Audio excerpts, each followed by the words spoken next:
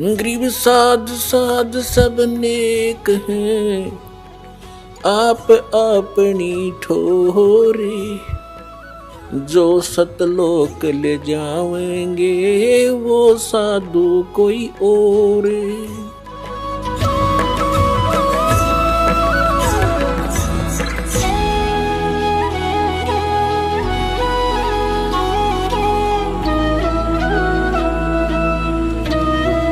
जैसे परमात्मा ने लीला की थी कबीर परमेश्वर जी ने, वो एक एग्जाम्पल कोड करने आते हैं। स्वयं परमात्मा सतलोक से अपने मुक्ति धाम से चलकर आते हैं।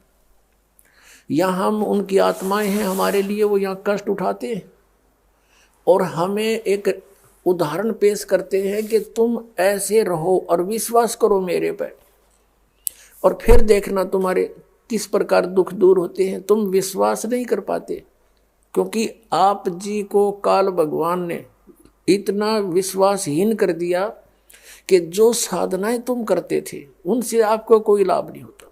तो इसलिए दृढ़ता नहीं आती, लेकिन आत्मा चाह भगवान की त्यागती नहीं। आप लगे भी रहते हो, लाभ कुछ होता भी नहीं, इसलिए आप में दृढ़ता नहीं आती। और विश्वास हुए बिना भगवान आपके कोई भी कार्य नहीं कर सकता, ना मोक्ष वाला ना संसारिक। तो विश्वास करने के लिए हमने परमात्मा के वचन पर रुकना होगा।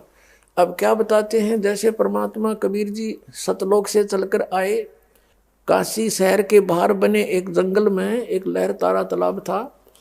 उस लहर तारा तालाब में पानी जो है गंगा का जल, जैसे गंगा जब वर्षा के दिनों में रेनी सीजन में फुल स्विंग पर चलती है और उसका जल बाहर और फ्लो होकर किनारों से और एक सरोवर का रूप धारण कर लिया करता है, फिर सारा वर्ष उसमें पानी निर्मल रहता है।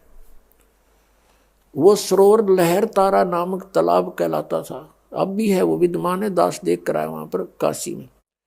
तो उसमें कमल खिले हुए थे, उस कमल के फूल पर आकर परमात्मा सतलोक से आकर के एक शिशु रूप धारण करके विराजमान हुए। और उनके प्रत्यक्ष दृष्टा थे एक अष्टानंद नाम के संत ऋषि महर्षि, जो स्वामी रामानंद जी के शिष्य थे। उन्होंने फिर अपने गुरुजी से पूछा था कि हे स्वामी जी, आकाश से एक प्रकाश का गोला आया, मेरी आंखें उसको सहन नहीं कर सकी, आंखें बंद होगी। आंखें बंद हुई तो क्या देखा, उसमें जैसे कोई शिशु दिखाई दिया, बच्चा। जैसे हम सूर्य की तरफ देखते हैं, हमारी आंखें प्रकाश को सहन नहीं कर सकती, आंखें बंद हो जाती हैं। बंद होने के बाद फिर उस सूर्य का प्रकाश रहित आकार दिखाई देता है। ऐसे फिर वो बच्चा दिखाई दिया। अष्टानंद ने स्वामी रामानंद जी के पास जाकर कहा कि प्रभु, आज मैं लहर तारा तालाब के ऊपर साधना कर रहा था, सुबह सुबह आकाश से एक प्रकाश का गोला आता नजर आया, उसकी तरफ देखा तो मेरी आंखें बंद हो गई। आंखें बंद हुई तो क्या देखा, आंखों में जैसे सूर्य का प्रकाश रहित जो आकार दिखाई देता, ऐसे एक बच्चा दिखाई दिया। हे प्रभु, फिर आंखें खोली तो वो प्रकाश एक कमल के फूल पर सिमट गया, एक मतलब उस तालाब में सिमट गया, जैसे जल में गिर गया हो। रामानंद जी से पूछा, क्या यह मेरी भक्ति की उपलब्धि है या मेरी कोई भ्रमणा है, भ्रम है मेरा? स्वामी रामानंद जी ने कहा कि बेटा, आकाश से जब अवतार आते हैं तो ऐसी ही लीला हुआ करती है। अब वो किसी माँ से गर्भ लेगा, माँ के गर्भ में आएगा और वहाँ से जन्म लेगा, फिर यहाँ लीला करेगा, कोई महापुरुष आया है। अब ये तो सोच थी उन ज्ञानहीन ऋषियों की, जो परमात्मा के विधान से परिचित नहीं कि ऊपर के अवतार जितने भी आए हैं, क्योंकि इनके अवतार तो माँ से जन्म लेकर आए हैं, ये वो अवतार है जो कभी माँ से जन्म नहीं लेता। और वहाँ शिशु रूप धारण करके प्रकट हुए, धीरे धीरे बड़े हुए। उधर से वहाँ कमल के फूल से उनको नीरू नीमा नामक एक जुलाहा दंपति उठा ले गए, और जुलाहे के घर पर परवरिश की लीला होने से वो जुलाहा कहलाए। 5 वर्ष के होते ही बड़े बड़े ऋषियों के छक्के छुड़ा दिए ज्ञान में परमात्मा ने। लेकिन हम इतने अभिमानी और ज्ञानहीन हैं, भगवान को पहचान नहीं सके। फिर भी जो हम अपना प्रसंग है वो पूरा करते हैं। अब क्या हुआ, परमात्मा जुल्हे का कार्य करते थे, जो लीला में शरीर में बड़े हुए और अपना जितना भी पैसा इकट्ठा होता था, बुनाई का जो आता था मेहनताना, अपने परिवार के लिए रख लेते थे और शेष को भंडारा कर देते थे। अपने घर पे उसका संग्रह नहीं करते थे। अब यहाँ परिवार कौन कौन है परमात्मा के? एक तो नीरू नीमा, जो उनसे जन्म नहीं लिया था लेकिन फिर भी एक व्यवहारिक तरीके से उनको माता पिता कहा करते थे परमात्मा। पुण्यात्माओं, जिस समय आपके हृदय में परमात्मा के ये गुण समावेंगे और आपको फिर याद आया करेगी कि हे परमात्मा, हम दुष्टों के लिए आप इतने दुखी हुए, इस काल की कैद से छुटवाने के लिए, हमारी आंखें खोलने के लिए, काल की भांग का नशा उतारने के लिए परमात्मा ऐसी लीला करनी पड़ी हमारे लिए कि किसी प्रकार ये मुझे पहचान ले। अब इनका परिवार क्या था? नीरू निम्मा, ये दो इनके मुंह बोले माता पिता थे, इनसे जन्म नहीं था। और एक पुत्र एक पुत्री थी। वो कैसे थी? एक सिकंदर लोधी नाम का दिल्ली का बादशाह था, सम्राट था, और उसको एक असाध्य रोग हो गया। सब जंतर मंतर सभी ट्रीटमेंट करवा लिए, क्योंकि राजा के पास सब सुविधाएं होती हैं। और वैद्य पे वैद्य अड़ा दिए मंत्रियों ने, कोई राहत नहीं। मंत्री कहते हैं जी आपके रोग की हमारे पास अचूक औषधि है पर आपका असर नहीं कर रही। उसका जलन का रोग था, शरीर में ऐसी पीड़ा थी उस सिकंदर लोधी का, जैसे किसी का अग्नि से हाथ जल जावे या कोई गर्म चाय वगैरह गिर जावे, उसको जो पीड़ा होती है, ऐसी पीड़ा उसको गुप्त थी पूरे बॉडी में सिकंदर लोधी को। देखो जरा सा किसी का हाथ जल जावा तो देखना कितनी पीड़ा होती है, और उसके पूरे शरीर में ऐसी दाह हो रही थी। वैद्य कहते हैं महाराज अक्षमा करना, हम ऐसी औषधि रखते हैं लेकिन आपका असर नहीं हो रहा। पुण्यात्माओं, परमात्मा बताते हैं तू जाने मेरी ऐसे निभाएगी, हरदम लेखा बरना रे, पल पल का हिसाब हो रहा भगवान के दरबार में। अब ये क्या अत्याचार करता था, जबरदस्ती हिंदुओं को मुसलमान बनाता था, कोई नहीं बनना चाहता था कत्ले आम करवा देता था। अब परमात्मा के मार्ग में जबरदस्ती नहीं चलती, ज्ञान दो। यदि मुसलमानों का ज्ञान हिंदुओं को पसंद है तो ग्रहण कर ले, और यदि हिंदुओं का मुसलमानों को पसंद है तो वो ज्ञान से ही एक दूसरे के धर्म में आ सकते हैं, बाई फोर्स नहीं। अब दूसरा कारण ये था मुसलमानों का, उनकी सोच थी, उनका उद्देश्य बुरा नहीं था। हमारे दोनों धर्मों के ज्ञानी गुरुओं ने हमें लड़ा मारा बेमतलब, बिना किसी उद्देश्य को गुमराह करके। अब मुसलमानों का उद्देश्य ये था कि हमारे हजरत मोहम्मद जी को परमात्मा मिले हैं, और परमात्मा ने उनको जो ज्ञान दिया उन्होंने हमें बताया कि अन्य देवताओं की पूजा नहीं करनी चाहिए। मुसलमान कहते हैं हमारे हजरत मोहम्मद ने कहा है और खुदा का आदेश है, और अन्य उनकी पूजा करते हैं तो वो काफिर हैं।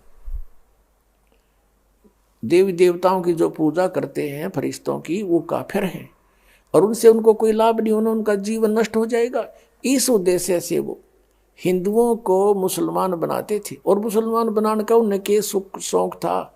बताओ उनका कौन से वो मुसलमानों के वो जा करके उनकी नौकरी करते थे, वो अपना केवल वे ऑफ वर्शिप बदलते थे। उनका उद्देश्य ये था कि ये जीवन नाश करें हिंदू समाज के, और हमारा मार्ग सबसे श्रेष्ठ है, इसमें आने से इनका कल्याण हो जाएगा, इसलिए करते थे। फिर वो एक परंपरा पड़ गई, फिर जबरदस्ती बनाने लगे। ये उनका जबरदस्ती वाला मार्ग था, ये गलत था, उनकी आत्मा रोती थी। अब हिंदू समाज मांस नहीं खाता, मुसलमान मांस खिलावे, कोई बात है यार? मुसलमान धर्म में मांस नहीं खाते थे, हजरत मोहम्मद जी ने कभी मांस नहीं खाया, और ना ही 1,80,000 हजरत मोहम्मद जी के अनुयायी मुसलमान बने थे, उनने टच किया मांस। मांस खाओ भगत कैसे हो सकता है? किसी जीव हिंसा करने वाला भगत कहने में भी शर्म आनी चाहिए उसको। अब कहते नबी मोहम्मद नमस्कार है, राम रसूल का आया, 1,80,000 को सौगंध जिन नहीं कर चलाया। अरस कुरस पर अल्लाह तकत है, खालिक बिन नहीं खाली, वह पैगंबर पाक पुरुष थे साहिब के अब्दाली। हजरत मोहम्मद जैसे वो पाक पुरुष थे, वो पवित्र आत्माएं थी, भगवान के कृपा पात्र थे, उन्होंने कभी ऐसे कर्द नहीं चलाई है, हिंसा नहीं की। और तुम वो मांस खाते हो, तो वो हिंदुओं को पसंद नहीं, भाई हम नहीं खाएं इस गंध को। तो ऐसे विरोध और ऐसे ये चलता रहा। अपने आत्माओं, मुसलमान धर्म अपने ही ग्रंथ को नहीं समझ सके। जैसे सूरत फुरकानी 25 की आयत नंबर 52 से 59 तक स्पष्ट किया हुआ है। ये मुसलमान धर्म के अनुयायी ये मानते हैं कि जिस अल्लाह ने हजरत मोहम्मद जी को कुरान शरीफ का ज्ञान दिया वो सुप्रीम पावर है और वो हमारा भगवान है, हमारा अल्लाह है। अब उनका अल्लाह, मुसलमानों का अल्लाह अपने पैगंबर हजरत मोहम्मद को कह रहा है कि ए पैगंबर, तो इन काफिरों का कहा ना मानना। उसमें हिंदुओं को काफिर नहीं कहा, उसमें जो अन्य समाज था वहाँ का, और वो अन्य देवी देवताओं की पूजा करता था, हजरत मोहम्मद की बात पर विश्वास नहीं करता था कि इनकी पूजा छोड़ दो तुम। तो क्या कह रहा है वो हजरत मोहम्मद का खुदा ये काल है, ज्योत निरंजन है, ये गुप्त रहकर आकाशवाणी करता है या किसी के अंदर प्रवेश करके बोलता है। तो वो कह रहा है कि तू इन काफिरों का कहा ना मानना, ये तो इस बात पर विश्वास नहीं करते, तू इनकी बात मत मानना और मैं जो तुझे कह रहा हूं इस पर विश्वास करना। इस कबीर नामक एक परमात्मा है, सबसे बड़ा भगवान। ये कबीर को बड़ा कहने लगे, सुप्रीम पावर को, उसका नाम है कबीर। अब वो बड़ा कहो चाहे छोटा कहो, सुप्रीम पावर, सबसे सर्वशक्तिवान परमात्मा कबीर है, कबीर है। अल्लाहु अकबर, अल्लाह माने कबीर भगवान, हम कबीर साहब के हैं, वेदों में कबीर देव लिखा है। और ये कबीर नामक अल्लाह वो है, कुरान शरीफ का ज्ञान दाता कह रहा है कि ये कबीर अल्लाह है, ये सुप्रीम पावर है, ये सबसे बड़ा मालिक है, सब दुख नाशक है, पाप का नाश कर सकता है, मोक्षदायक है। और इस मेरे इन वचनों पर, कुरान शरीफ की दलीलों पर तो विश्वास करना और इन अनकाफरों की बातों में मत आना, कहीं मेरे मार्ग को छोड़ ना देना। और ये कबीर नामक अल्लाह वही है जिसने 6 दिन में सृष्टि रची और 7वें दिन तख्त पर जा बैठे। और उसकी खबर किसी बाखबर से पूछ देखो, बताओ। अब कुरान शरीफ का ज्ञान दाता भी उस परम शक्ति से, कबीर नामक अल्लाह से अपरिचित है। तो कुरान शरीफ का ज्ञान कंप्लीट कैसे हो गया? इन्होंने किस आधार से ये कहा कि हम सही पूजा कर रहे हैं, ये हिंदू गलत कर रहे हैं? इनका आधार गलत था। अब वो जब तक वो तत्वदर्शी खबर नहीं मिल लगा तो वो ज्ञान भी व्यर्थ है जो काल ना आपको दिया, क्योंकि वो कहता उससे पूछो, तो आपकी साधना व्यर्थ हुई। तो अब वो खबर ये दास है और परमात्मा का भेजा हुआ कुत्ता है, आप धनियों के लिए भौंक रहा है। अब भी कोई नहीं जागेगा तो उसका नाश हो जाएगा भक्ति का, उसका जीवन नष्ट हो जाएगा। जैसे कुत्ता भौंकता है, उसको आभास हो जाता है कि कोई चोर उचक्का आसपास घूम रहा है, और समझदार व्यक्ति को चाहिए कि तुरंत जागे और देखे भी कुत्ता क्यों भौंका, अपने धन को संभाले, आसपास झांके, तो जिससे वह बला टल जाती है, वो चोर निकल जाता है कि यहाँ तो जाग गए हैं भाई।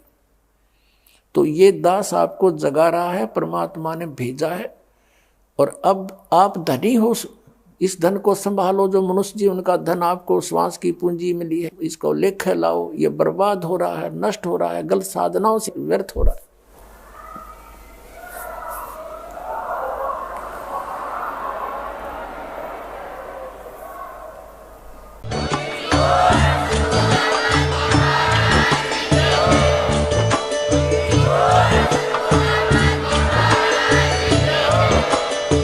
सुन रहे थे जगत गुरु तत्वदर्शी संत रामपाल जी महाराज जी के मंगल प्रवचन। अधिक जानकारी के लिए विजिट कीजिए हमारी वेबसाइट www.jagatgururampalji.org। संत रामपाल जी महाराज जी के शुभ आशीर्वाद से पूरे विश्व भर में 500 से भी ज्यादा नाम दीक्षा केंद्र हैं, जिन पर संत रामपाल जी महाराज जी द्वारा ऑनलाइन निशुल्क नाम दीक्षा दी जा रही है। अपने नजदीकी नाम दीक्षा केंद्र का पता करने के लिए संपर्क करें 8222880541।